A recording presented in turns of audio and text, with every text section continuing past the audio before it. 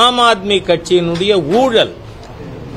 நீங்க பாத்தீங்கன்னா அரவிந்த் கெஜ்ரிவால் ஒரு தக் மாதிரி, இந்த வார்த்தையை நான் with full responsibility I am telling this, ஒரு லோக்கல் தக் மாதிரியா ஒரு சிஎம்ஆ இருந்தவர் பேசுறார். எந்த அளவுக்கு யமுனா நதியில விஷம் கலந்துருச்சு ஹரியானா அரசாங்கம், டெல்லியில் இருக்கிற மக்களை இனப்படுகொலை பண்றதுக்கு ஜினோசைடு இந்த வார்த்தை பயன்படுத்தி இருக்கார். ஆக இத மக்கள் ரசிக்கல. ஏன்னா ஆம் ஆத்மி கட்சினா முதல்ல அவங்க நேரேட்டிவ் எப்படி இருந்தது, கேப்பு, மஃப்ளர், ஹவாய் சப்பல், இதானே கெஜ்ரிவாலுக்கு இமேஜ் கொடுத்தது. அவங்க நேரேட்டிவ் இதுதானே. இன்னைக்கு என்ன, கெஜ்ரிவாலோட பாத்ரூம் டாய்லெட் பேன் தங்க பிளேட். எங்க இருந்து எங்க ஊழல்லையும். அதுவும் நீங்க பாத்தீங்கன்னா ருமேனியாவில் கம்யூனிஸ்ட் ஆட்சி தூக்கி எறியப்பட்டது இந்த மாதிரி சூழ்நிலையில். ஆகவே நீங்க கெஜ்ரிவாலோட வீட்டில் டாய்லெட் 33 லட்சம் ரூபாய்க்கு, அதுல டாய்லெட் பேனோட பிளேட்டு தங்க பிளேட், அந்த அளவுக்கு ஊழல். அதே மாதிரியா சாராய எக்ஸைஸ் டியூட்டி ஸ்கேம் நிரூபிக்கப்பட்டது. அதுல கூட இப்ப ஆரம்பிச்சிருவாங்க, எலக்ட்ரானிக் ஓட்டிங் மிஷின்ல கோளாறு, சிபிஐ எங்க டோர் ஸ்டெப்ல நின்னுது, என்ஃபோர்ஸ்மெண்ட் டைரக்டரேட் நின்னுது, கெஜ்ரிவால் ஜெயில வச்சுட்டாங்க. இந்த சாராய ஊழல் பற்றி கம்ப்ளைண்ட் கொடுத்ததே காங்கிரஸ் கட்சி. இன்றைய தினம் டெல்லி தேர்தல் முடிவுகள் வந்து கொண்டிருக்கிறது. இறுதி கட்டத்தை வாக்கு எண்ணிக்கை எட்டிக் கொண்டிருக்கிறது. 27 ஆண்டுகளுக்கு பிறகு, 1998க்கு பிறகு பாரதிய ஜனதா கட்சி தலைநகரிலே மீண்டும் ஆட்சியை கைப்பற்றி இருக்கிறது என்பதை, வாங்கம்மா கொஞ்சம் வழி விடுங்க, கொஞ்சம் வழி விடுங்க, இங்க வந்துருங்கம்மா,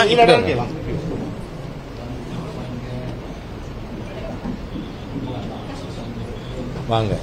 இப்பதான் ஜஸ்ட் முதல்ல ஆரம்பிச்சு 27 ஆண்டுகள் தொடர்ந்து பாரதிய ஜனதா கட்சி பாராளுமன்ற தேர்தல் 7க்கு 7 வெற்றி பெற்றுக் கொண்டே இருந்தாலும், டெல்லி மாநில சட்டமன்றத்தில் முதல் 15 ஆண்டுகள் திருமதி ஷீலா தீட்சித் அவர்கள் தலைமையிலும், அதற்கு பிறகு ஆம் ஆத்மியின் ஆட்சி டெல்லியில் தொடர்ந்து இருந்து வந்திருக்கிறது. அதிலும் ஒரு 3 நாட்கள் நான் டெல்லி தேர்தலுக்காகவும் போயிருந்தேன். 13, 15லையும் போயிருந்தேன். 15லலாம் ரொம்ப டெரிஃபையிங்கா இருக்கும். 10 வயசு 12 வயசு இருக்கிற ஓட்டில்லாத குழந்தைகள் கூட கையில விளக்கமாத்தோட திரிவாங்க. ஆம் ஆத்மி கட்சியோட சிம்பல், அதுக்காக சொன்னேன், தப்பா நினைக்க கூடாது. விளக்கமாற்றோடு வீதியெங்கும். So the visibility was so big. ஆனா இந்த தரம் போன பொழுது ஆம் ஆத்மி கட்சிக்கு விசிபிலிட்டி இல்லை. அதனாலதான் 3ஆம் தேதியே நான் டெல்லியிலிருந்து மதுரை திரும்பிய உடனே பத்திரிகை நண்பர்கிட்ட சொன்னேன், தலைநகரில் தாமரையின் ஆட்சி வருகிறதுன்னு. இந்த மாற்றம் ஏனென்றால் பிஜேபியோட பாப்புலர் ஓட்டுலையும் ஏற்கனவே நாம் 1993 வெற்றி பெற்ற பொழுது பாரதிய ஜனதா கட்சி பெற்ற வாக்குகள் 43%. ஆனா இன்னைக்கு 48% தொட்டு இருக்கிறது. பாப்புலர் ஓட்டும் பிஜேபிக்கு அதிகம், சீட்டுகளும் அதிகம். என்ன காரணம்? அதுவும் 2015 ஆம் ஆத்மி பார்ட்டி 67 சீட்டு 70க்கு, பிஜேபி 3 சீட்டு தான். இந்த சி சேஞ்சுக்கு என்ன காரணம்? ஒன்று, மாண்புமிகு பிரதமர் மோடி அவர்களுடைய அரசாங்கத்தின் திட்டங்கள் மக்கள் ஹிருதயத்தை தொட்டிருக்கிறது. இரண்டாவது, ஆம் ஆத்மி கட்சியினுடைய ஊழல். நீங்க பாத்தீங்கன்னா அரவிந்த் கெஜ்ரிவால் ஒரு தக் மாதிரி, இந்த வார்த்தையை நான் with full responsibility I am telling this, ஒரு லோக்கல் தக் மாதிரியா ஒரு சிஎம் இருந்தவர் பேசுறார். எந்த அளவுக்கு யமுனா நதியில விஷம் கலந்துருச்சு ஹரியானா அரசாங்கம், டெல்லியில் இருக்கிற மக்களை இனப்படுகொலை பண்றதுக்கு ஜினோசைடு இந்த வார்த்தை பயன்படுத்தி இருக்கார். ஆக இத மக்கள் ரசிக்கல. ஏன்னா ஆம் ஆத்மி கட்சினா முதல்ல அவங்க நேரேட்டிவ் எப்படி இருந்தது, கேப்பு, மஃப்ளர், ஹவாய் சப்பல், இதானே கெஜ்ரிவாலுக்கு இமேஜ் கொடுத்தது. அவங்க நேரேட்டிவ் இதுதானே. இன்னைக்கு என்ன, கெஜ்ரிவாலோட பாத்ரூம் டாய்லெட் பேன் தங்க பிளேட், எங்க இருந்து எங்க ஊழல்லையும். அதுவும் நீங்க பாத்தீங்கன்னா ருமேனியாவில் கம்யூனிஸ்ட் ஆட்சி தூக்கி எறியப்பட்டது இந்த மாதிரி சூழ்நிலையில். ஆகவே நீங்க கெஜ்ரிவாலோட வீட்டில் டாய்லெட் 33 லட்சம் ரூபாய்க்கு, அதுல டாய்லெட் பேனோட பிளேட் தங்க பிளேட், அந்த அளவுக்கு ஊழல். அதே மாதிரியா சாராய எக்ஸைஸ் டியூட்டி ஸ்கேம் நிரூபிக்கப்பட்டது. அதுல கூட இப்ப ஆரம்பிச்சிருவாங்க, எலக்ட்ரானிக் ஓட்டிங் மிஷின்ல கோளாறு, சிபிஐ எங்க டோர் ஸ்டெப்ல நின்னுது, என்ஃபோர்ஸ்மெண்ட் டைரக்டரேட் நின்னுது, கெஜ்ரிவால் ஜெயில வச்சுட்டாங்க. இந்த சாராய ஊழல் பற்றி கம்ப்ளைண்ட் கொடுத்ததே காங்கிரஸ் கட்சி. அந்த காங்கிரஸ் கட்சியினுடைய கம்ப்ளைண்டின் மீது அந்தந்த டிபார்ட்மெண்ட், இடி டிபார்ட்மெண்ட் போன்றது அவர்கள் எடுத்த நடவடிக்கை. இதுக்கும் பாரதிய ஜனதா கட்சி அரசுக்கும் மத்திய அரசாங்கத்திற்கும் எந்த தொடர்பும் இல்லை. ஆனா நான் இது பற்றியெல்லாம் பேசிட்டே இருக்கிறத, குறிப்பா ஒருத்தருக்கு வாழ்த்து சொல்ல மறந்துடக்கூடாதுங்கிறதுனால அதை சொல்றேன். 0 எம்எல்ஏல ஹேட்ரிக் வாங்கின ராகுல் காந்திக்கும் காங்கிரசுக்கும் என்னோட மனமார்ந்த வாழ்த்துக்கள். 0 எம்எல்ஏல ஹேட்ரிக். ஆகவே அந்த அளவுக்கு Congress is totally wiped out in Delhi.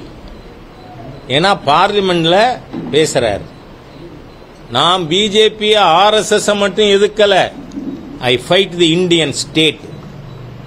Our Indian government சொல்லி இருந்தா ஐ கேன் அண்டர்ஸ்டாண்ட்.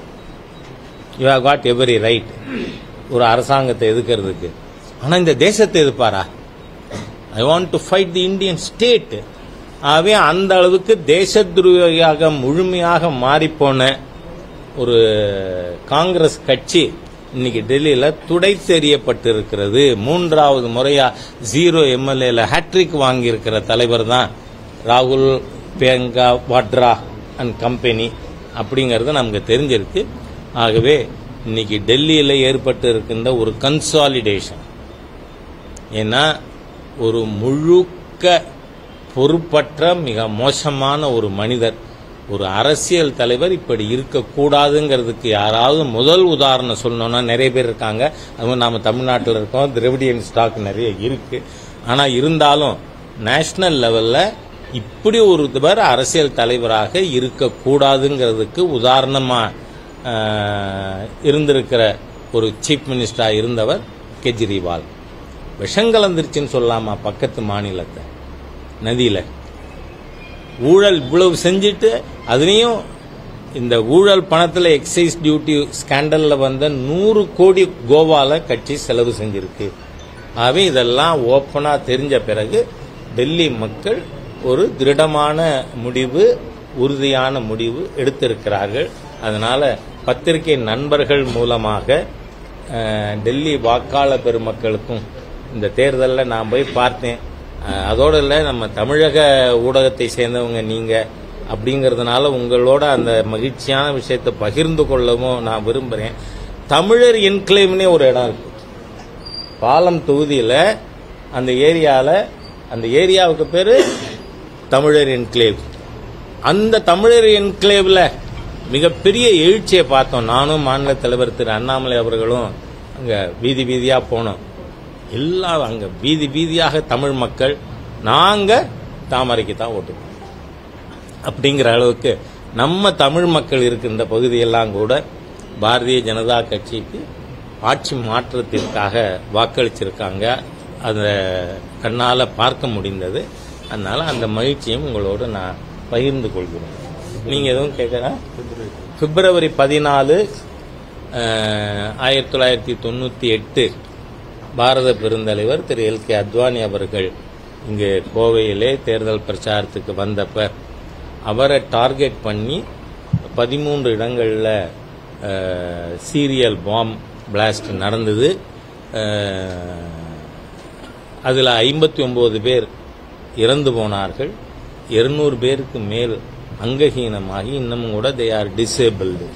அந்த மாதிரி இருக்கிற ஒரு மோசமான சூழ்நிலையை அன்னைக்கு சீனியர் ஸ்டேட் ஆஃபீஸ் பேரர் இங்கே இருந்ததே ஹெச் ராஜா தான். அதனால் அப்போ அது பூராத்தையும் நேராக பார்த்துருக்கேன். நான் ஆஸ்பத்திரிக்குள்ளே போகும்பொழுது நீங்கள் பார்த்தீங்கன்னா சதையும் எலும்பும் ரத்தமும் ஆறாக ஓடிப்போய் கொண்டு இருந்ததை அத்வானி அவர்களோடு உள்ளே போய் பார்த்துருக்கேன்னா அந்த கோரமான சம்பவத்தை, பயங்கரவாதத்தை எதிர்த்து நாம் ஒவ்வொரு ஆண்டும் பலியானவர்களுக்கு அஞ்சலி செலுத்துகின்ற ஒரு நிகழ்ச்சி எப்போதும் நடைபெறும்.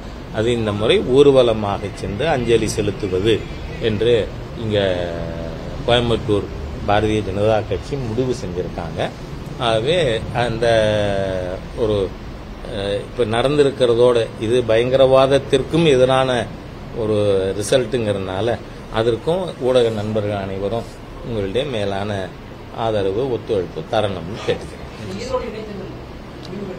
ஈரோடு இடைத்தேர்தலில் எப்பொழுதுமே உங்களுக்கு நான் சொல்கிறேன், பொது தேர்தல் எவ்வளோ ப்ராக்சிமேட்டாக இருந்தால் கூட இடைத்தேர்தல்களில் ஆளுங்கட்சி ஜெயிக்குது.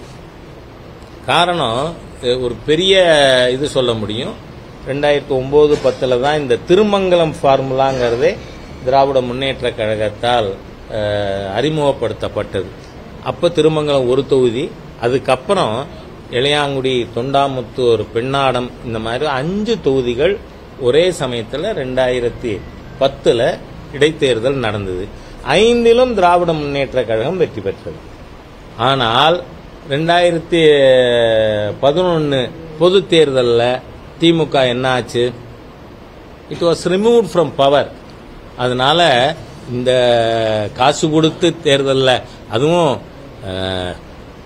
பிரதான கட்சிகள் நிக்கலேன்னு சொன்னதுக்கு அப்புறமும் கூட பட்டியல் அடைச்சி வச்சு காசு கொடுக்கறதெல்லாம் அது திராவிட முன்னேற்ற கழகத்தின் பண கொழுப்பை காட்டுகிறது. அப்படி இருந்தும் கூட 1/6க்கு மேல வாக்குகள் நாம் தமிழர் கட்சிக்கு போயிருக்கு. ஆகவே இதுவே ஒரு சப்டியூடு விக்டரி ஃபார் டிஎம்கே. அது 26 என்ன நடக்கும் என்பதற்கு இப்பொழுது மக்கள் கோடிட்டு காட்டியிருக்கிறார்கள். அப்படின்னு டெல்லி தேர்தல் முடிவு தேசத்துக்கான பின்னடைவா பார்க்கப்படுகிறது. இந்தியா கூட்டணி தலைவர்கள் ஈகோவை தள்ளி வச்சுட்டு ஒன்று சேர வேண்டிய ஒரு தருணமாகவும் இந்த டெல்லி தேர்தல் முடிவுகள் காட்டுகிறது. அதாவது இந்திய கூட்டணியில் இருக்கிற எல்லா கட்சியின் மீதும் செல்வாக்கு மிக்க ஒரு தலைவர் தமிழ்நாட்டில் இருக்கார் அப்படிங்கறதே எனக்கு நியூஸ். என்ன இருக்கு ரீச் இவருக்கு நான் கேட்கிறேன். ஏங்க விசிகா கட்சின்னு சொன்னாலே விழுப்புரம் சிதம்பரம் கட்சி விசிகா, அப்படித்தானே அர்த்தம். அதுக்கு அண்ணன் உங்களுக்கு ஒன்றும் இன்ஃபுளுன்ஸ் இல்லையே. அப்படி இருக்கும்பொழுது ஊரை கூட்டி நாடளவில் பஞ்சாயத்து பண்ணி இவங்க எல்லாரையும் ஒன்னா ஆக்கணும், ஈகோ விடணும்னு என்ன பேச்சு? நீங்க இருக்கிற இடம் அரசியல் ரீதியா சொல்றேன்னா புல்லு முளைச்சு போகும். டிஎம்கே கூட்டணி அப்படித்தான் ஆகும். அதனால நீங்க ஊர் பஞ்சாயத்து, தேச பஞ்சாயத்து, அங்க உமர் அப்துல்லாவையும் இங்க கெஜ்ரிவாலையும் மம்தா பானர்ஜியையும் ராகுல் காந்தியோட சேர்த்து வைப்பேனா அப்படின்னு பேசலாம். யார் வேணா பேசலாம். அது என்ன, நாளைக்கு யாராவது எடுத்து கட்டுரை எழுதினா அதை பப்ளிஷ் பண்ணாம விட்டுற போறாங்களா என்ன பத்திரிக்கை? அது ஒன்றும் இல்லை. அதுதான். அதனால இவர் தமிழ்நாட்டை ஜாதி ரீதியாக பிளந்து மக்களை நாசப்படுத்தி கொண்டிருக்கின்ற கட்சியில விசிகாவும் ஒண்ணு. நான் மீதி கட்சி எல்லாமே நல்லா இருக்கு அது சொல்ல மாட்டேன். அதனால விசிகாவும் ஒண்ணு. அப்படி இருக்கிறத ரொம்ப பேச வேண்டாம்.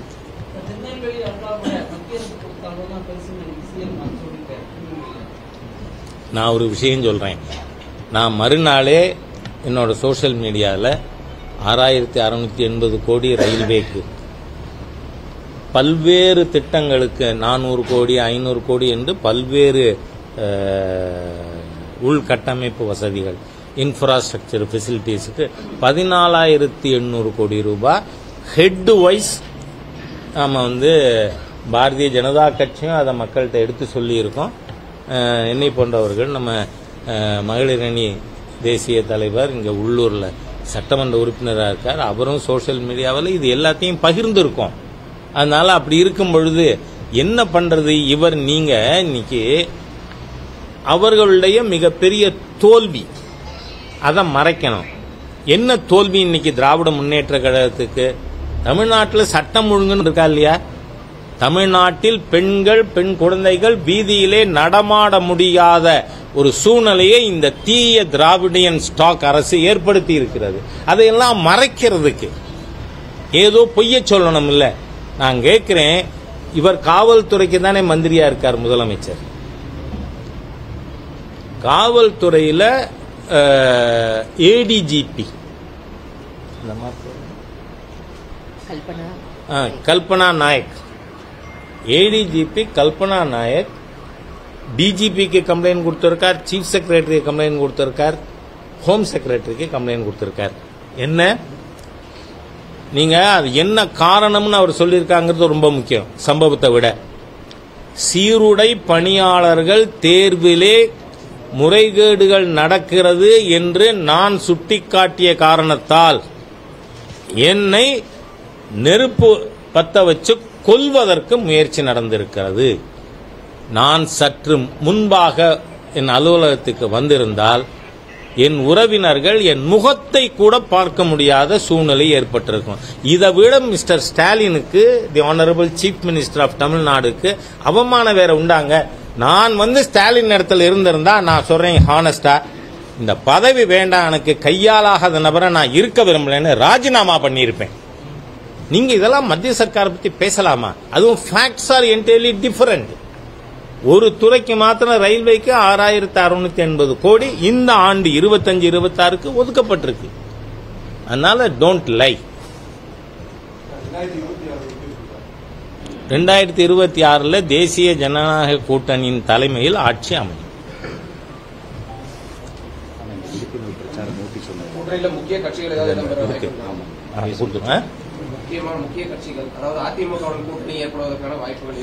நான் என்ன சொல்றேன், என்னை மிகவும் நன்காக அறிந்த நண்பர் இப்படி கேள்வி என்கிட்ட கேட்கலாமா? ஏன்னா நான் இன்னைக்காவது நான் கூட்டணி பற்றி நான் பேசியிருக்கேனா? ஏன்னா it is a domain of parliament board.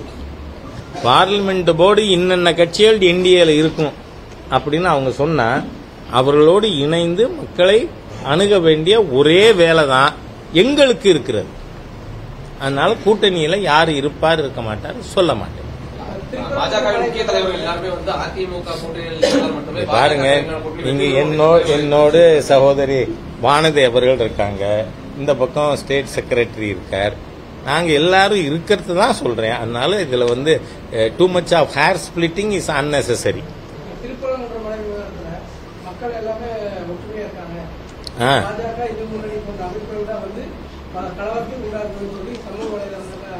சமூக வலைதளத்தை யார் பேசினார்னு பாருங்க. நான் 10 பேர்கிட்ட திராவிட முன்னேற்ற கழக அரசு தான் இது எல்லாத்துக்கும் காரணம்னு பேட்டி கொடுக்க சொல்லவா? இதெல்லாம் இல்ல. நான் என்ன சொல்றேன், அங்க என்ன கிரக்ஸ் ஆஃப் தி இஷ்யூ என்ன? மேல தர்கா இருக்குன்னு சொல்றீங்க, நான் அதுவே இல்லைன்னு சொல்றேன். காரணம் என்ன? நான் சொல்லல, தமிழக ஸ்டாலின் தலைமையிலான திராவிட முன்னேற்ற கழக அரசு சொல்லுது.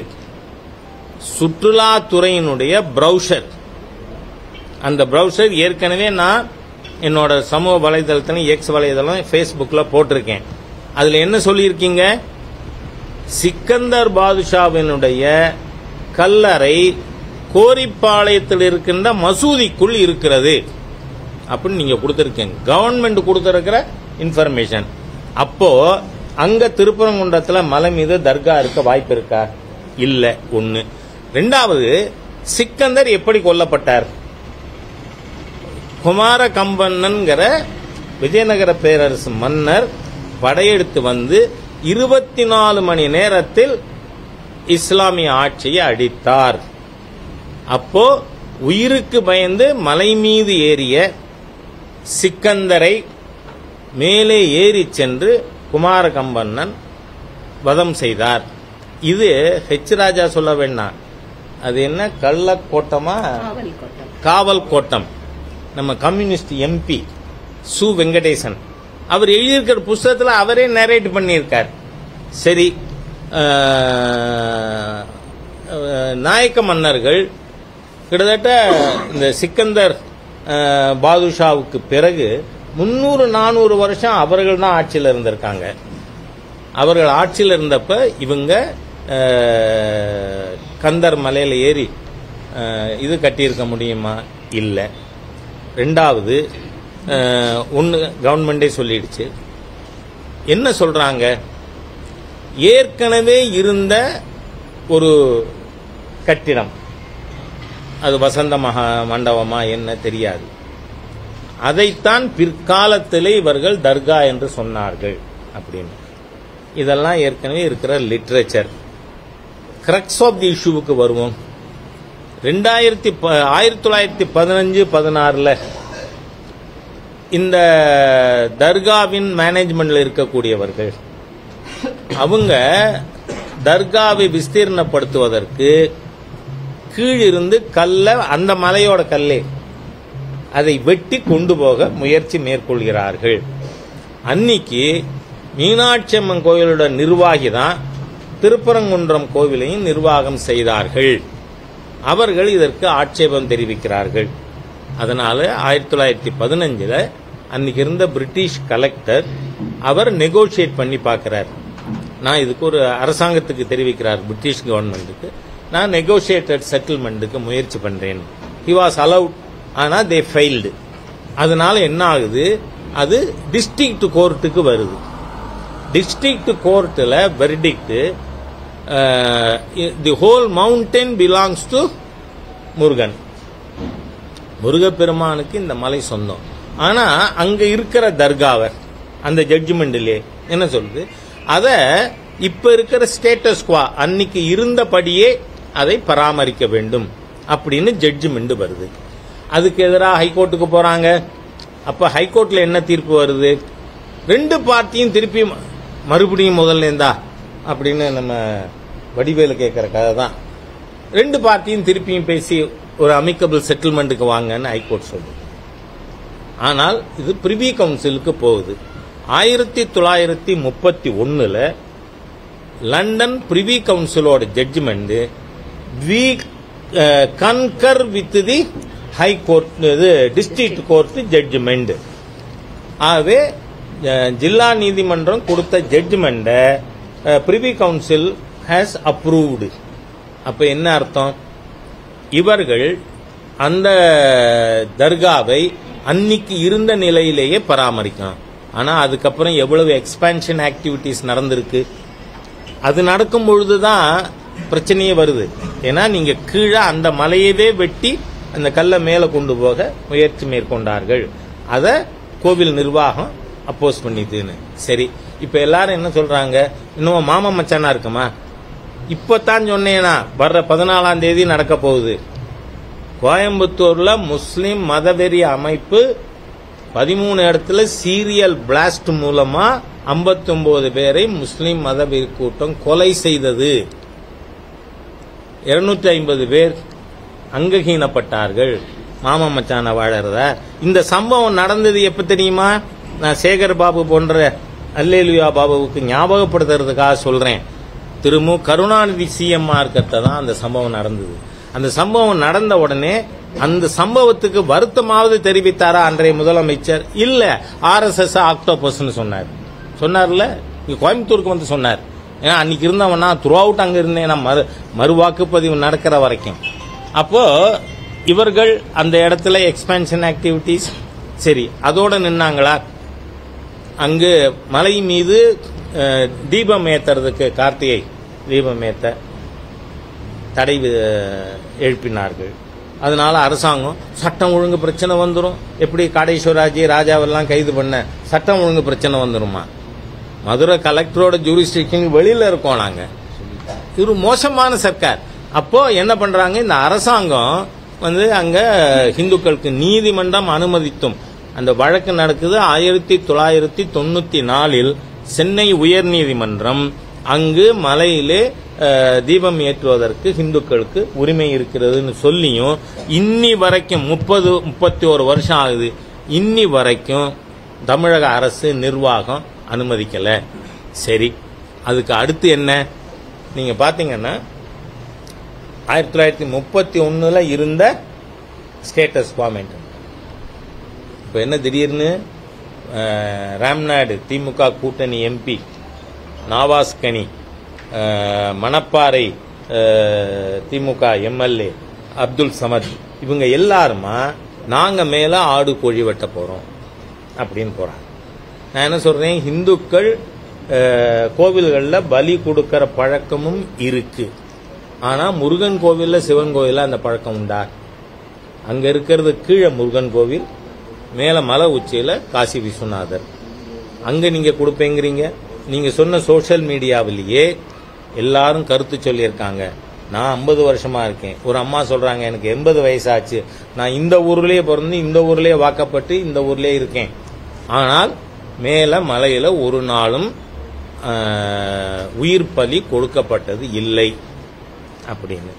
அதனாலதான் இதை நிர்வாகம் நீங்க அங்க போய் ஆடு வெட்ட முடியாது, சரி நாங்க வெளியில வெட்டி சமைச்சுட்டு வந்து அங்க உட்காந்து சாப்பிடலாமா அப்படிங்கிறாங்க. அதை யார் என்ன சொல்ல போறாங்க? நான் தான் சொல்றேன், பாண்டி கோயிலுக்கு வா, நாங்க போடுறோம் உங்களுக்கு கறி பிரியாணி. இந்துக்கள் பாண்டி கோயில்ல, அங்க காளியம்மன் கோயில் மணப்புறம் போடுறோம். ஆனா இங்க அதை பண்ணக்கூடாது. இந்துக்கள் யாருமே நான் வெஜிடேரியன் சாப்பிட்றவங்க, இந்த மாதிரியா பலி கொடுக்கக்கூடியவர்கள் இதை ஏத்துப்பாங்களா? அது இந்துக்களுடைய மத உணர்வை டெலிபரேட்டா ஹர்ட் பண்ணணுங்கிற கூட்டம் தான் அன்னைக்கு மேல போச்சு. அதுக்கப்புறம் தான் கடை சிவராஜி வந்தார், ராஜா வந்தது எல்லாம். இப்ப என்னோட ஒரு மிகப்பெரிய அப்ஜெக்ஷன், வெளியூர்ல இருந்து வராங்க அப்படின்னு. யார் வெளியூர்? 6 படை வீட்டுல முதல் படை வீடு திருப்பரங்குன்றம். நேற்றைய தினம் சகோதரி வானதி சீனிவாசன் பழனிக்கு காவடி போனாங்களா இல்லையா? அப்ப இவங்களுக்கு திருப்பரங்குன்றம் படை வீடு இல்லையா? எப்படி? how can she be called outsider? how can Raja be called outsider? how can Kadishwaraji be called outsider? அதனால இது ஒட்டுமொத்த ஹிந்து சமுதாயம் முருகப்பெருமானை தமிழ் கடவுள்னு சொல்லி நீங்க ஒரு போலி மாநாடே போட்டீங்க. முத்தமிழ் கடவுள் முருகனுக்கு மாநாடுன்னு சொல்லிட்டு சனாதன இந்து தர்மத்தை டெங்கு மலேரியா கொசு மாதிரியா கொல்லுவேன்னு சொன்ன உதயநிதியை கூட்டின்னு வந்தீங்க, இப்படிதானே? அதனால இவங்க இந்த மாதிரி நேரேட்டிவ்ஸ், அதுக்கு தான் நான் சொல்றேன், முஸ்லிம்கள் எல்லா இடங்களிலும் இந்துக்களுடைய வழிபாட்டு தலங்களை ஆக்கிரமிப்பது. இன்னைக்கு பார்லிமெண்ட்ல தாக்கலாயிருக்கிற வக்ஃப் போர்டு அமெண்ட்மெண்ட் பில்லுல கூட அதை மூவ் பண்ணும் பொழுது மினிஸ்டர் திரு கிரண் ரிஜிஜு அவர்கள் குறிப்பிட்டது எந்த இடம்? திருச்சி பக்கத்தில் இருக்கிற திருச்செந்துறை சிவங்கோயில் சந்திரசேகர சுவாமி கோவில நீங்க வக்ஃப் ப்ராப்பர்ட்டியா? அங்க முத போனவன் 2022 ஹெச் ராஜா தான். அதே மாதிரியே வேப்பூருக்கு போயிருக்கேன், பழனி பக்கத்துல பாலசமுத்திரத்துக்கு போயிருக்கேன். இந்த மாதிரியாக நான் ஒரு கேள்வி கேட்கிறேன், இந்த ஊடக நண்பர்கள் எல்லாரும் செக்குலர் தானே, அதனால நான் கேட்கிறேன், இந்தியாவில் ஏதாவது ஒரு மசூதியை இடித்து அதன் மீது கோவில் கட்டப்பட்டது சொல்லுங்க. எங்கேயாவது ஒரு சர்ச்சை இடித்து அதன் மீது கோவில் கட்டப்பட்டது சொல்லுங்க. நான் கோவிலை இடிச்சு மசூதி கட்டினது, கோவிலை இடிச்சு சர்ச்சு கட்டினதுக்கு உதாரணம் காட்டுறேன். ஹிந்து தர்மம் மாத்திரமே வழிபாட்டால் வேறுபாடு காட்டாத ஒரே பண்பாடு கலாச்சாரம். எங்களுக்கு டீச் பண்ண வேண்டாம் இந்த அல்லலியா பாபு. டிஎம்கே யாரா இருந்தாலும் அது let it be mister Raghupathi. ஆனா இன்னைக்கு லோயர் லெவல் டிஎம்கே ஒர்க்கர்ஸ் என்ன தெரியுமா எனக்கு போன் பண்ணி சொல்றாங்க, சார் எதா இருந்தாலும் எக்ஸ் ஏடிஎம்கே தானே சார் திமுக ரூல் பண்ணுது, கருணாநிதி குடும்பம் ஒண்ணுதான் பழைய திமுக, அது மீதி ஏவா வேலுவா இருக்கட்டும், செந்தில் பாலாஜியா இருக்கட்டும், ரகுபதியா இருக்கட்டும், சேகர் பாபுவா இருக்கட்டும், எல்லாம் எக்ஸ் ஏடிஎம்கே தான் சார் எங்களை அமைக்கின்னு இருக்காங்க. ஆகவே டிஎம்கே ஒர்க்கர்ஸை லிபரேட் பண்றதுக்கு பிஜேபி வேணும், தேசிய ஜனநாயக கூட்டணி வேணும்னு டிஎம்கே ஒரிஜினல் டிஎம்கே ஒர்க்கர்ஸ் பேச ஆரம்பிச்சிருக்காங்க. போதுமா? நன்றி.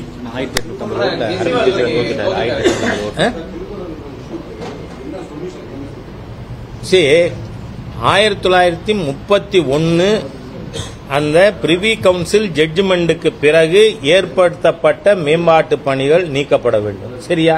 ஏன்னா court verdict, ultimate court verdict அதுதான். ஒன்று, அங்க நீங்க ஹிந்துக்களுக்கு ஸ்தல விருட்சம்ங்கிறது ரொம்ப புனிதமானது. எல்லா கோவில்லையும் ஸ்தல விருட்சத்துக்கு பூஜை பண்றோம், பிரதட்சணம் பண்றோம்.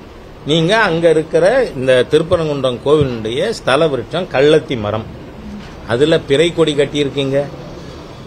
அதே மாதிரி நீதிமன்ற தீர்ப்பு இருக்கு 1994, அதுக்கப்புறம் லேட்டஸ்ட் as 2020 அதுல கோர்ட்டு தீர்ப்புல வந்து கார்த்திகை தீபம் முன்பு வழக்கமையாக ஏற்றப்பட்ட இடத்தில் ஏற்றணும், இந்துக்களுக்கு உரிமை இருக்குன்னு. அதை இம்ப்ளிமெண்ட் பண்ணுங்க. நாங்க மேல ஆடு கோழி வெட்டு இந்த மாதிரியா இந்துக்கள் மத உணர்வை, முருக பக்தர்கள் மத உணர்வை புண்படுத்த மாட்டோம் டிக்ளேர் பண்ணுங்க. இதை பண்ண வைக்க அல்லோலியா பாபுவுக்கு என்ன கஷ்டம், மிஸ்டர் ஸ்டாலினுக்கு என்ன கஷ்டம்? உங்க வாக்கு வங்கி அரசியலுக்காக இந்துக்களை நீங்க முருக பக்தர்களை டார்ச்சர் பண்ணுவீங்களா? அதனால இதெல்லாம் அவங்க பண்ணட்டும். இல்லைன்னா இது இந்த தர்காவே இல்லைன்னு உங்க ஆவணம் சொல்லுது. கோரிப்பாளையத்தில் இருக்கிற மசூதிக்குள் தான் சிக்கந்தர் பாதுஷாவுக்கு கல்லறை இருக்குன்னு. யூ ஷிஃப்ட் இட் தேர். நான் சொல்றது லாஸ்ட் தான். ஏன்னா இதுக்கும் பிரசிடென்ஸ் இருக்கு. ராமஜென்மபூமி விஷயத்தில் சுப்ரீம் கோர்ட் தீர்ப்பு இருக்கு, ரிலிஜியஸ் சாங்டிட்டி இருக்கு, இது லீகல் சாங்டிட்டி இருக்கு. அதனால நீங்க நீதிமன்ற தீர்ப்புகளை ஃபாலோ பண்ணி வந்து இந்துக்களுடைய பூஜை புனஸ்காரங்கள் நம்பிக்கைகள்ல தலையிட மாட்டேன்னு வாங்க, அக்செப்ட் பண்ணுவோம். ஏன்னா இன்னைக்கு இப்ப கூட Muslim dominated seat, minority dominated seat 15ல் 8 பிஜேபி ஜெயிச்சிருக்கு டெல்லியில. மைனாரிட்டி டாமினேட் சீட் இப்ப 1200 ஓட்டுல கெஜ்ரிவால் தோற்று விட்டார் அப்படின்னு எலெக்ஷன் கமிஷன் முதல்ல மிகப்பெரிய ஊழல் பெருச்சாளி பொலிட்டிக்கல் தக் is defeated in new Delhi அப்படிங்கிற நல்ல செய்தியோட நாம விடைபெறலாம்.